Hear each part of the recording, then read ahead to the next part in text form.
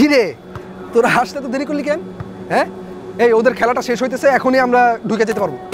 শোন, তোর চোখ, কান, মন সব খোলা রেখে শোন। মিথিলা তোর ভাবি। তাই নাকি? কবে থেকে হইলো? ওই রেহান, ওই ঠিক আছে, এরকম করতেছে কেন রে? তুই জানোস না রেহান মিথিলারে প্রপোজ করছে?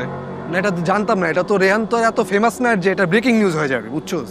শুনে রাখ, যতদিন মিথিলা রেহানরে রিজেক্ট না করবো ততদিন কারো এন্ট্রি নিষেধ। এটা কি আমাদের ভার্সিটি নোটিশ বোর্ডে আইছে নাকি?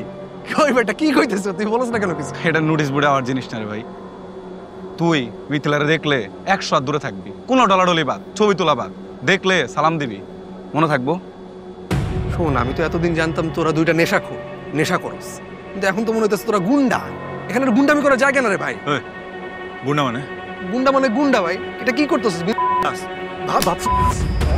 আমি দেখতেছি না তোর জন্য পয়সা হয় না, এটা তো সাত কপালের ভাগ্য। ও তোর কি করছে? ভদ্রভাবে কইছে না? ভদ্রভাবে কইছে না দূরে থাকতে নিজের ঠিকা? দূরে তুই মারলি কেন? ছাড় রে, ছাড় ছাড় বাইরে।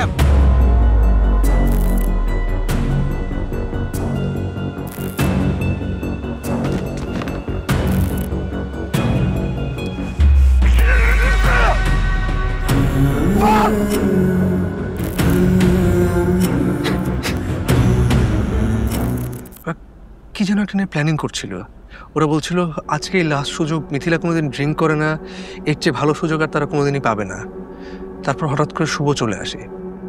ওরা তিনজন মিলে প্ল্যানিং করা শুরু করেছে কিভাবে আমাকে তাড়াতাড়ি ওখান থেকে বের করে দিয়ে মিথিলাকে ড্রিঙ্ক করিয়ে তাকে ড্রাঙ্ক করে সেই সুযোগটা নিয়ে যায়।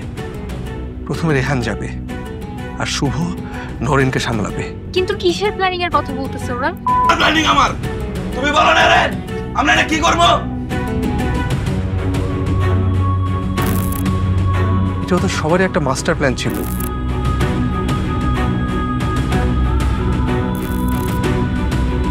ভিডিও করার দায়িত্বটাও পেল তামিল।